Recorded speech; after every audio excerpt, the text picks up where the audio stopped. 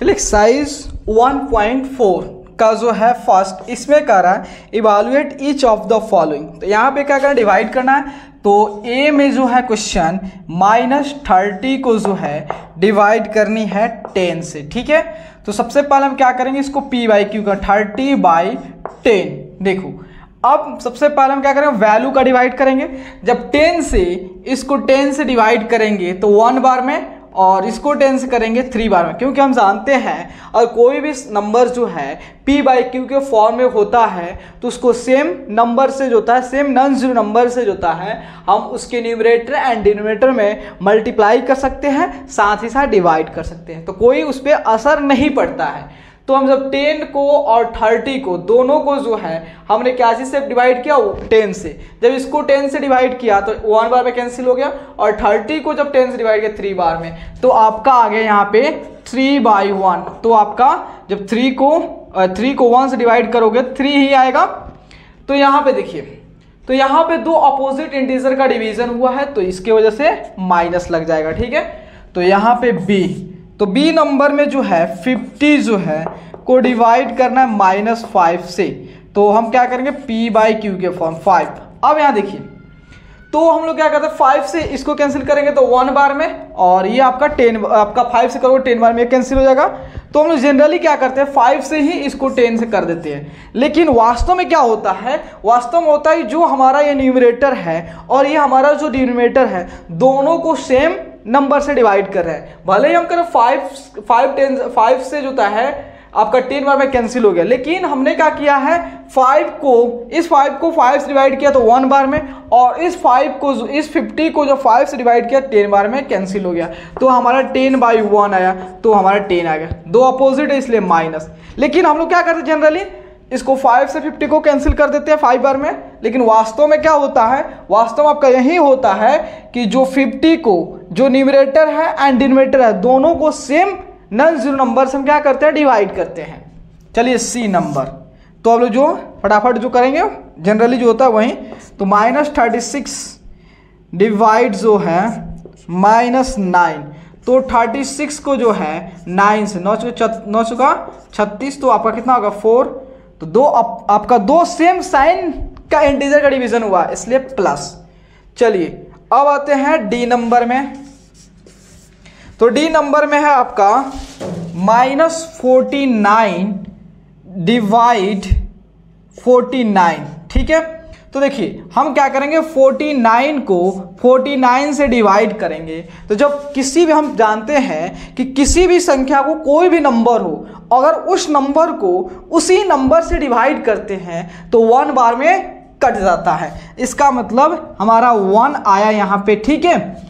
लेकिन जो है अपोजिट है इसलिए माइनस हो गया, ठीक है। उसके बाद जो है यहाँ पे 13 डिवाइड आपका -2 + 1, ठीक है। तो 13 हो गया, तो -2 + 1, तो आपका कितना हो गया, -1 हो गया। तो 13 को पहले 1 से डिवाइड करोगे। हम जानते हैं अभी अगर किसी भी नंबर्स को 1 से डिवाइड करते हैं तो वह नंबर कितना, उतना ही बार में कटता है। इसका मतलब 13 को जब 1 से डिवाइड करेंगे तो हमारा क्वोशिएंट क्या आ जाएगा, 13 ही आ जाएगा, ठीक है। तो 13 आ गया, तो अपोजिट होने के कारण माइनस। तो यह हमारा कौन सा हो गया, ई नंबर। उसके बाद एफ में है 0 को जो है -12 से डिवाइड करो, क्या आएगा। भाई हम जानते हैं 0 को -12 से करो तो, या किसी भी नंबर से अगर 0 को डिवाइड करोगे तो हर केस में आपका जो क्वोशिएंट आएगा 0 आएगा, ठीक है।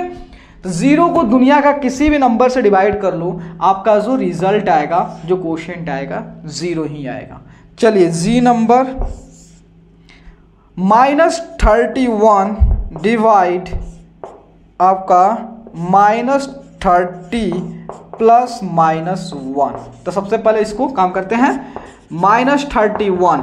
तो यहाँ देखिए, यहाँ पे दो है आपका, दो सेम साइन के इंटीजर का ऐड हो रहा है, दोनों सेम है, दोनों नेगेटिव है ना। तो 30 + 1 31, तो आपका दोनों में माइनस है इसलिए माइनस। तो यहाँ देखिए सेम नंबर को सेम नंबर से डिवाइड किया जा रहा है, मतलब -30 को -30 से डिवाइड किया जा रहा है, इसका मतलब 1 बार में कट जाएगा। तो यहाँ पे क्वोशिएंट आ जाएगा आपका 1। चलिए अब आते हैं h। तो यहाँ पे जो है h नंबर कि यहाँ चलिए h नंबर यहाँ पे हो जाएगा। तो आपका कह रहा है -36 डिवाइड 12 डिवाइड आपका -3। देखिए सबसे पहले जो ब्रैकेट वाला होता है उसके साथ करते हैं। तो -36 को जब आप 12 से डिवाइड करोगे तो इसको ऐसे लिख देता हूं और यहाँ पे 3। तो आप जब -36 को 12 से डिवाइड करोगे, आप माइनस को भूल जाओ, ठीक है। 36 को जब 12 से डिवाइड करो 3 बार में, अपोजिट होने के चलते माइनस, एंड देन -3 को 3 से डिवाइड हो रहा है, ठीक है। तो जब 3 को 3 से डिवाइड करोगे तो क्वोशिएंट आ जाएगा आपका 1 आ जाएगा, और अपोजिट होने के चलते माइनस लग जाएगा, ठीक है। और आपका i में हो गया आपका -6 + 5 डिवाइड जो है -2 + 1, ठीक है।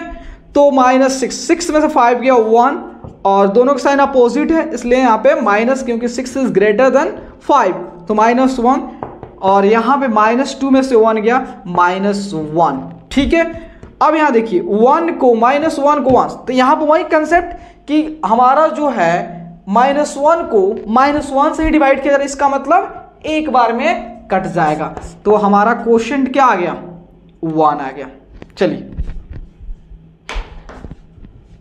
सेकंड नंबर में क्या करा, वेरीफाई, ठीक है। हमको वेरीफाई क्या करना है कि आपका a divide b plus c not equal to जो है a divide b plus a divide c, ठीक है। हमको ये वेरीफाई करना है। तो हम जानते हैं कौन से लॉ बेस्ड है, डिस्ट्रीब्यूटिव लॉ है, डिस्ट्रीब्यूटिव लॉ है। और हम सब जानते हैं डिस्ट्रीब्यूटिव लॉ मल्टीप्लिकेशन के लिए वैलिड होता है, डिवीजन के लिए नहीं होता। लेकिन आपको वेरीफाई करना है, आपको यहाँ पे a और b और c का जो वैल्यू देगा और उसको पुट करके LHS और RHS करके आपको LHS को RHS के इक्वल दिखाना होता है। चलिए दिखाते हैं। तो यहाँ पे फर्स्ट में क्वेश्चन कर रहा है a में कि आपका जो है a कितना है 12 है, b कितना है -4 है, एंड c इज व्हाट 2 है, ठीक है। तो हम क्या कर लेते हैं, इसको यहाँ पुट करते हैं। तो देखिए यहाँ पे a divides b plus c आपका हो गया, और यहाँ a divide b plus a divide c। तो सपोज यह हमारा LHS एंड यह हमारा RHS, and put the value. तो a की वैल्यू कितना है 12 डिवाइड्स b कितना है -4, ठीक है, एंड c इज 2, ठीक है। तो 12 हो गया, तो यहाँ पे दो अपोजिट इंटीजर क्या हो रहा ऐड हो रहा, तो -2। तो 12 को जब -2 से डिवाइड करो कितना होगा 6, और अपोजिट है इसलिए -6 आ गया। RHS a कितना है, a हमारा 12 है, और 12 को b से -4 से डिवाइड करनी है, एंड देन ऐड करना। फिर a क्या है 12 है, और इसको जो है हमको 2 से डिवाइड करना है। जब 12 को -4 से डिवाइड करो कितना आएगा आपका जो है माइनस जो है 3 आ जाएगा, ठीक है। और जब 12 को 2 से करोगे तो क्या आ जाएगा 6 आ जाएगा, और 6 और -3 गिव्स क्या देगा 3। क्या जो है -6 इक्वल है 3 के नॉट इक्वल। इसका मतलब जो है कि ये स्टेटमेंट जो है ये LHS और RHS इक्वल नहीं है, हमने प्रूव कर दिया। तो यहां लिख सकते हैं प्रूव्ड। चलिए इसी का सेकंड, तो सेकंड में बोला है आपका a equal to -10 and b equal to 1 and c equal to 1। तो यहीं फिर लेते हैं। तो a divides b plus c, और यह हमारा हो गया a divide A divide B plus A divide C जो है, चलिए यह हमारा LHS, यह हमारा RHS। तो ए के वैल्यू क्या है आपका -10 डिवाइड्स बी क्या है 1 प्लस 1, कितना हो गया -10 2, तो -10 को 2 से डिवाइड करोगे -5 आ जाएगा, ठीक है। एंड RHS पे आते हैं, a is -10 divide b is what 1, उसके बाद plus a is -10 divides b is what आपका C1 है ना, हाँ ठीक है। तो -10 को 1 से डिवाइड करोगे तो -10 को डिवाइड करो -10 एंड -10 को डिवाइड करोगे 1 से तो आपका -10, तो इसको ऐड कर दो तो -20 आ गया। क्या -5 इक्वल है -20 के? नेवर। इसका यहाँ पे हमारा LHS जो है RHS की इक्वल नहीं आ रहा है, इसका हमने प्रूव कर, हमको यही ना प्रूव करना था, तो यहाँ लिख दिए प्रूव्ड। चलिए 3 नंबर, ठीक है। तो अगर फिल इन द ब्लैंक्स, तो यहाँ करा देखो 369 को किस चीज़ से डिवाइड करें कि 369 आ जाए। भाई इसको बताओ कौन से संख्या से, कौन से नंबर डिवाइड करें कि हमें इतना मिल जाए, तो 1 से, क्योंकि हम जानते हैं अगर किसी भी नंबर को अगर आप 1 से डिवाइड करते हो तो वहीं मिल जाता है। चलो तो ये आपका हो गया ए। अब बी पे आते हैं, बी पे है -75 को क्या चीज़ से डिवाइड करोगे कि -1 आ जाएगा। अब यहाँ देखिए -75 को क्या चीज़ से डिवाइड करें कि -1 आ जाए। पहली बात है कि अगर हम -75 को -75 से डिवाइड करेंगे तो 1 है, क्योंकि हम जानते हैं कि सेम नंबर से डिवाइड करेंगे तो 1 आ जाएगा, लेकिन यहाँ माइनस आ रहा है, इसका मतलब है कि दोनों अपोजिट होना चाहिए। तो अगर ये -75 है तो ये केवल 75 हो जाएगा। कुछ कैलकुलेशन माइंड में करनी पड़ती है, ठीक है। उसके बाद -206 को क्या चीज़ से डिवाइड करें कि अपन को 1, सभी प्रॉपर्टी बेस्ड है। तो बताओ यहाँ पे -206 इसको क्या चीज़ से डिवाइड करें कि 1 आ जाए। अरे भाई बताओ कब जो है कभी किसी नंबर को किससे डिवाइड करते तो 1 आता है। अरे भाई अगर नंबर को उसी नंबर से डिवाइड कर दोगे तो कोशेंट 1 आएगा, मतलब -206 से डिवाइड करोगे तो 1। अभी इसी का अपोजिट बोला था ना। तो डी नंबर -87 को क्या चीज़ से डिवाइड करोगे कि आपका 87 आ जाएगा। अरे भैया आप जानते हो अगर -87 को 1 से डिवाइड करते तो आपको क्या आता, -87 आता, क्योंकि हम जानते हैं किसी भी नंबर को 1 से डिवाइड करते हैं तो हमारा कोशेंट जो होता है वहीं आ जाता है, लेकिन हमें अपोजिट लाना है। इसका मतलब यहाँ पे 1 कर दो ना, 1 कर दोगे तो आपका 87 आ जाएगा, लेकिन यहाँ पे माइनस का लगा दो। क्यों? क्योंकि हम जानते हैं -87 को 1 से डिवाइड करते तो हमको -87 मिलता, लेकिन यहाँ पे अपोजिट लाना है। यहाँ माइनस है प्लस है तो माइनस कर दो, बात खत्म। ई नंबर कह रहा है कि ऐसा कौन सा नंबर है जिसको 1 से डिवाइड करे तो -87 आए। अरे भैया किसको 1 से डिवाइड करने पे यह आ जाएगा? भाई -87 को ही डिवाइड करोगे तो यही ना आ जाएगा, इतना आसान है। चलो एफ। अब कह रहा है कि किसको जो है 48 से डिवाइड करे कि -1 आ जाए। देखो भाई यहाँ पे जो है अगर 48 को 48 से डिवाइड करोगे तो 1 बार में, लेकिन तो आपको क्या करना पड़ेगा, 1 आता, लेकिन यहाँ -1 है, इसका मतलब अपोजिट -48। चलिए एफ हो गया। अब उसके बाद जो है जी में कह रहा है 20 को किससे डिवाइड करें कि आपका -2 आ जाए। अरे भाई देखो 20 को किससे डिवाइड करें कि -2 आ जाए।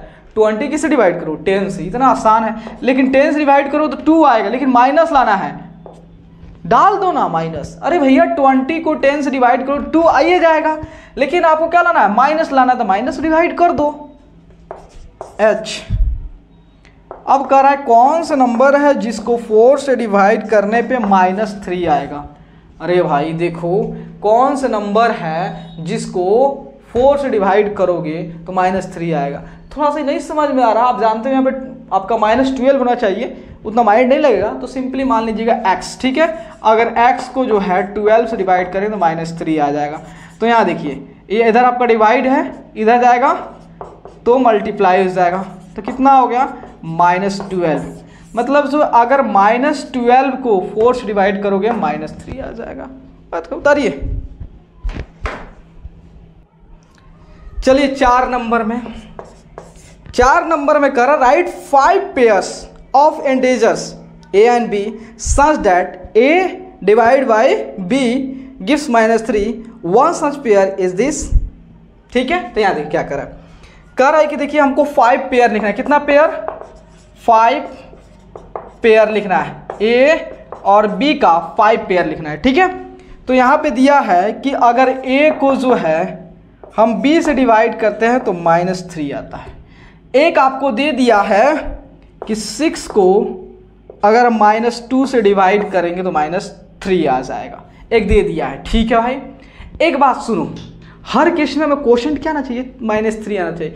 या तो जो है इसका क्या ले लो, इक्विवेलेंट ले लो, या अब देखो 3 करना 7 3 का 21, तो यहाँ पे 21 कर दो और -7 कर दो, -3, उसको 8 3 का 24, 24 -27 9 -3, या जो है आपका 15 5 तिहाई 15, उसके बाद जो है आपका 4 4 तिहाई 12, आपका 4 तिहाई 12 12 4 तिहाई 12, ठीक है। कितना हो गया 1 2 3 4 5। अरे भाई बहुत सारा लिख सकते हो, कोई दिक्कत नहीं। चलिए क्वेश्चन नंबर 5 में कह रहा है the temperature at 12 noon was 10 degree Celsius above 0 if it decreases at the rate of 2 degree Celsius per hour until midnight, at what time would the temperature be 8 degree Celsius below 0? What would be the temperature at midnight? Question कह रहा है कि 12 नून में मतलब जो है 12 PM में 12 बजे जो है टेम्परेचर कितना था? टेम्परेचर जो +10 डिग्री सेल्सियस, तो प्लस को जनरली जो है हम 10 डिग्री सेल्सियस से ही डिनोट करते हैं, दिखाते हैं, कोई दिक्कत नहीं है। और यहाँ बोला है कि भाई टेम्परेचर जो है ना, टेम्परेचर ये डिक्रीज हो रहा है, ठीक है। किस रेट से? ये डिक्रीज है 2 डिग्री सेल्सियस पर आवर के रेट से, मतलब प्रत्येक घंटे 2 डिग्री सेल्सियस घट जा रहा है। तो अपन से क्वेश्चन कहा है कि बताइए टाइम, बताइए कि वह टाइम बताइए, वह समय बताइए कि कब जो है -8 डिग्री सेल्सियस होगा। मतलब किस समय जो है, किस समय अगर 12 बजे दिन में +10 डिग्री सेल्सियस है और टेम्परेचर जो है वह प्रत्येक घंटे जो है 2 डिग्री सेल्सियस घट जा रहा है, तो किस समय -8 डिग्री सेल्सियस होगा। तो यहां देखिए मान लेते हैं कि 12 बजे 12 PM में टेम्परेचर था 10, ठीक है। तो 1 बजे कितना हो जाएगा? 2 डिग्री सेल्सियस घट रहा है, तो फिर 10 से कितना होगा? 2 घटे 8, उसके बाद 2 बजे 6 डिग्री सेल्सियस हो जाएगा, 3 बजे कितना 4 डिग्री सेल्सियस, 4 बजे आपका जो है 2 डिग्री सेल्सियस हो जाएगा, 5 बजे 0 हो जाएगा। मतलब 5 बजे शाम में टेम्परेचर जो है 0 पे पहुंच जाएगा। 6 बजे, तो 6 बजे कितना आपको माइनस चला जाएगा, 7 बजे जो है -4 पे चला जाएगा, और 8 बजे जो है -6 पे चला जाएगा, और 9 बजे जो है -8 डिग्री सेल्सियस चला जाएगा। कहने का मतलब जो है टेम्परेचर जो है 9 बजे 9 PM में जो टेम्परेचर होगा आपका 9 PM में टेम्परेचर होगा -8 डिग्री सेल्सियस। ठीक है। अब क्वेश्चन कर रहा है कि अगर जो है 12 PM में टेम्परेचर है +10 डिग्री सेल्सियस। ठीक है। तो 12 बजे रात में मतलब 12 AM, इसको कह सकते हो मिड नाइट। ठीक है, मिड नाइट, इस समय टेम्परेचर क्या होगा तो वह बताना है। ठीक है। तो देखिए 12 से 12 के दौरान कितने घंटे हैं? 12 आवर्स है, 12 आवर है। और हम जानते हैं 1 घंटा में जो है टेम्परेचर जो 2 डिग्री सेल्सियस कम हो रहा है। 1 घंटे में 2 डिग्री सेल्सियस टेम्परेचर कम हो रहा है। तो 12 घंटे में जो है कितने टेम्परेचर कम होगा? 2 गुना 12 मतलब 24 डिग्री सेल्सियस टेम्परेचर कम हो जाएगा, मतलब इतना टेम्परेचर कम हो जाएगा। ठीक है। तो देखिए हमारा 24 डिग्री सेल्सियस कम होगा। तो अगर जो है 12 बजे 12 में जो है आपका जो था 12 PM में जो टेम्परेचर कितना था? 10 डिग्री सेल्सियस। ठीक है। तो अगर आप इस 24 में से 10 घटा दोगे तो हमारा टेम्परेचर कहाँ चला? 0 पे। तो बचा कितना? 14। इसका मतलब नीचे जाएगा 14। इसका मतलब 12 बजे रात में जो है आपका टेम्परेचर कितना हो जाएगा? -14 डिग्री सेल्सियस। कैसे?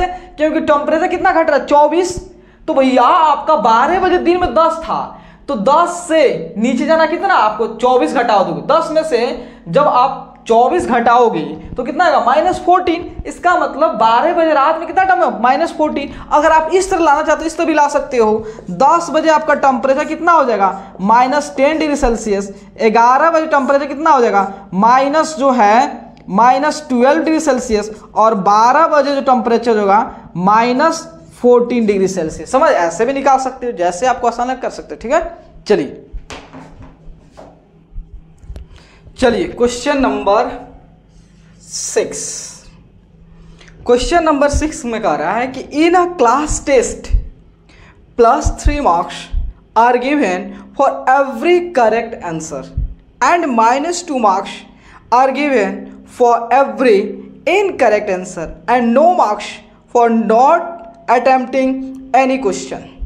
Radhika scored 20 marks if she has got 12 correct answer. How many questions has she attempted incorrectly? कहने का मतलब है क्वेश्चन, देखो क्वेश्चन है कि क्लास में जो है क्या होता है? क्लास में जो होता है टेस्ट होता है। क्या होता है?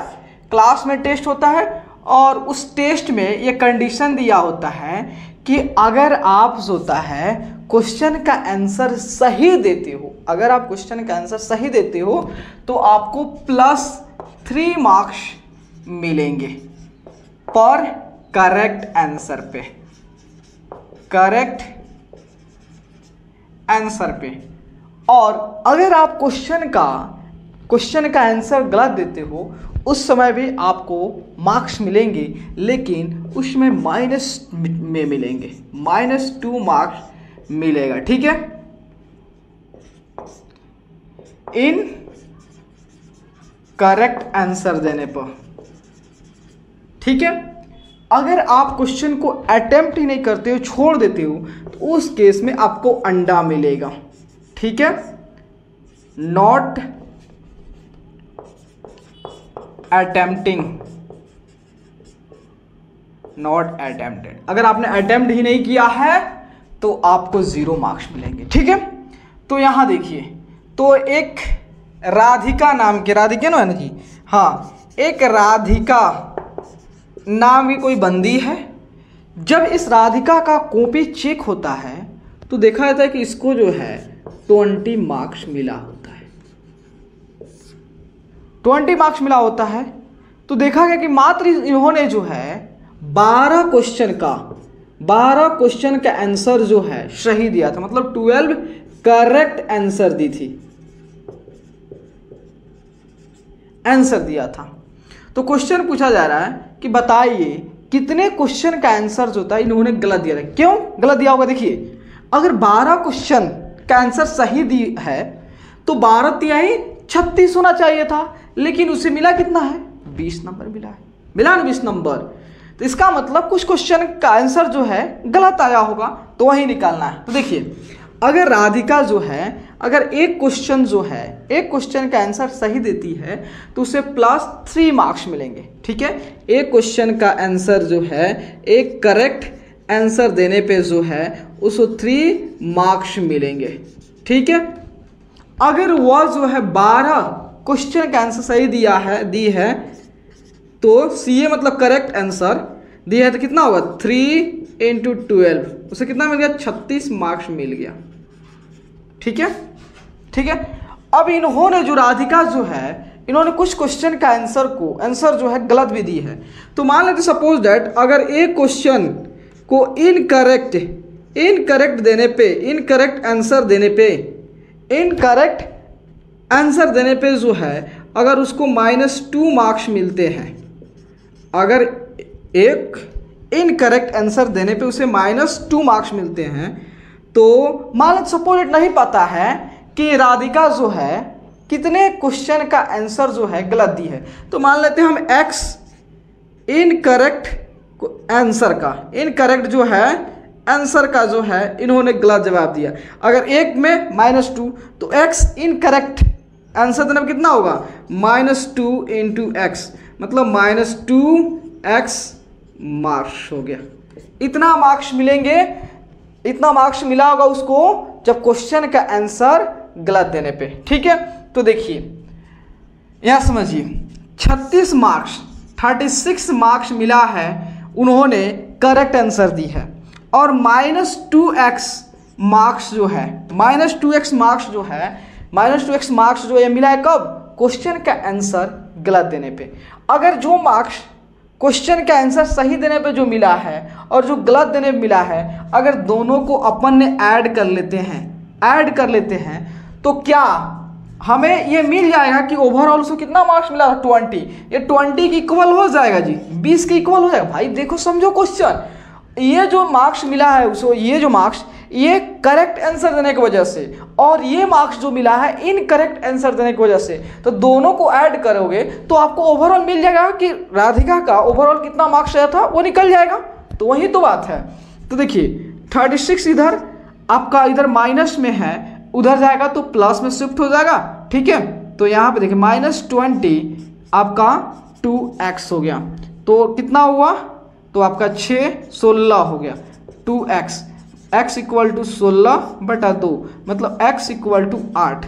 इसका मतलब जो है राधिका जो है 8 क्वेश्चन का आंसर गलत दी थी, 8 क्वेश्चन का आंसर गलत दी थी। चलिए ये हो गया। अब बारी है किसका? मोहिनी का। अरे मोहिनी का। ठीक है, मोहिनी क्या होता है? Mohini scores -5 marks in this test, though she has got 7 correct answer, how many questions has she attempted incorrectly. कहने का मतलब जो मोहिनी का, जब मोहिनी का पेपर चेक होता है तो इसको मार्क्स मिलता है -5 मार्क्स मिलता है। गजब। लेकिन जो है बेचारी जो है 7 क्वेश्चन का आंसर सही दी है, फिर भी इसको -5 मिला। इसका मतलब बहुत सारे क्वेश्चन इन्होंने गलत किया होगा, क्योंकि 7 करेक्ट आंसर दी है, 7 जो है करेक्ट आंसर दी है, फिर भी इसको कितना मिला? -5 मार्क्स। देखो, अगर एक क्वेश्चन, एक आंसर करेक्ट होने पे कितना मिला? 3 मार्क्स, 3 मार्क्स मिल रहा है, तो इसने कितने क्वेश्चन का आंसर सही दिया है? 7। तो 7 करेक्ट आंसर देने पे 3 × 7 21 मार्क्स मिलना चाहिए। लेकिन क्या करिएगा, बेचारी जो है बहुत सारे क्वेश्चन गलत कर दी होगी। तो चलिए, अगर एक जो है इनकरेक्ट आंसर देने पे जो है उसको -2 मार्क्स मिलता है। मान लेते हैं कि अगर एक इनकरेक्ट आंसर देने में -2 मार्क्स मिलता है तो नहीं पता है कि इन्होंने कितने क्वेश्चन का आंसर जो है गलत दिए है। तो इसका मतलब मान लेते हैं x क्वेश्चन का आंसर जो है इन्होंने इनकरेक्ट दिया है। तो एक पे -2 तो x पे तो -2 इंटू एक्स मार्क्स मिलेंगे। तो फिर वही कंसेप्ट, जो मार्क्स जो है इनको सही आंसर देने में मिला है और जो मार्क्स इनको गलत आंसर देने में मिला है, दोनों को ऐड कर दोगे तो आपको जो ओवरऑल मार्क्स इनको मिला है उसके बराबर आ जाएगा। इसका मतलब जो है इनको 21 जो है मिला है करेक्ट के कारण और -2x मार्क्स जो है ये मिला है क्वेश्चन का आंसर गलत देने पे। तो ओवरऑल -5। ठीक है, तो चलिए, तो आपका 21 हो गया, इधर माइनस इधर प्लस हो जाएगा और ये आपका माइनस उधर जाएगा तो प्लस 21 5 26 हो गया बटा 2 आपका x हो गया। मतलब x इक्वल टू कितना 13। मतलब जो है ये मोहिनी जो है 13 क्वेश्चन का आंसर गलत दी है। 13 क्वेश्चन का आंसर मोहिनी गलत दी है। वहीं पे जो है राधिका जो है 8 ही क्वेश्चन का आंसर जो है गलत दी है। चलिए, अगर अच्छा लगे तो भाई लाइक सब्सक्राइब शेयर नहीं रुकना चाहिए। चलो दोस्त, क्वेश्चन नंबर 7 पे आते हैं। क्वेश्चन नंबर 7 कह रहा है कि an elevator descends into a mine shaft at a rate of 6 metre per minute. If the descent starts from 10 meter above the ground level, how long will it take to reach -350 metre? देखो क्या है, एक हमारा elevator है, ठीक है, elevator है, मतलब एक क्या है, ये एलिवेटर या लिफ्ट है, ठीक है। मान लेते सपोज डैट ये क्या है, ग्राउंड लेवल है, समझिएगा ग्राउंड लेवल है, ठीक है। और यहाँ पे क्या लगा हुआ है, एक एलिवेटर लगा हुआ है, ठीक है, शेड लगा हुआ है, ठीक है। और यहाँ पे जो शाफ्ट लगा हुआ है, जो आपका एलिवेटर वो सीधे क्या जा रहा है, आपका माइन शाफ्ट में जा रहा है, ठीक है, खनिज जहाँ मिनरल्स निकाले तो वहाँ पे जा रहा है, ठीक है। यहाँ 10 मीटर है, ये कितना है 10 मीटर है, ठीक है।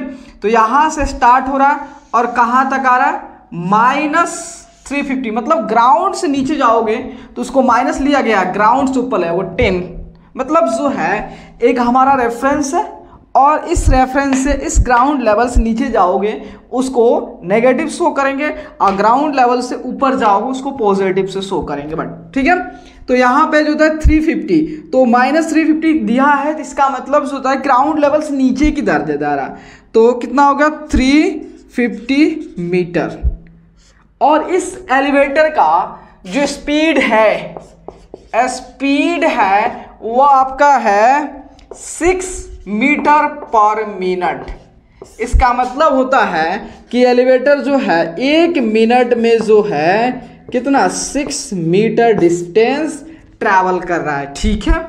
तो अब वो पूछ रहा है, क्वेश्चन कर रहा है, तो यहां से यहां आने पर मान लेते सपोज ए और बी, ए से बी आने में इस एलिवेटर को टाइम कितना लग जाएगा। तो देखिए, तो इसको सॉल्व कर देते हैं यहीं पे। तो देखिए, अगर वह 6 मीटर, समझिएगा, अगर 6 मीटर जो है डिस्टेंस ट्रैवल करने में, 6 मीटर डिस्टेंस ट्रैवल करने में उसे कितना लग जा रहा है, 1 मिनट लग जा रहा है। समझिए क्वेश्चन, 6 मीटर डिस्टेंस ट्रैवल करने में 1 मीटर लगा। सपोज मान लीजिए 1 मीटर डिस्टेंस ट्रैवल करना होता तो कितना लग जाता, इसका मतलब ज्यादा के लिए दिया है और अपन ने 1 के लिए निकालेंगे, सिंपली डिवाइड, इतना मिनट लग जाएगा, ठीक है। तो इस जो है कितना डिस्टेंस ट्रैवल करना है इस एलिवेटर को, 350 और 10 360, तो 360 मीटर डिस्टेंस ट्रेवल करने में कितना टाइम लग जाएगा? देखो एक के लिए दिया हुआ है, ज्यादा के लिए पूछना, क्या करेंगे? मल्टीप्लाई। तो 1/6 इंटू 360, तो 6 से ये 6 बार में, तो आपका आ गया 60 मिनट। 60 मिनट मीन्स 1 आवर लिख सकते हो इसको, जो है आप 60 मिनट कह दो या 1 आवर कह दो, बोथ आर सेम। मतलब जो है इस एलिवेटर को जो है ए से बी आने में 1 घंटा टाइम लग जाएगा। चलिए नोट कीजिए, अगर अच्छा लगे तो लाइक सब्सक्राइब शेयर दबा कीजिए।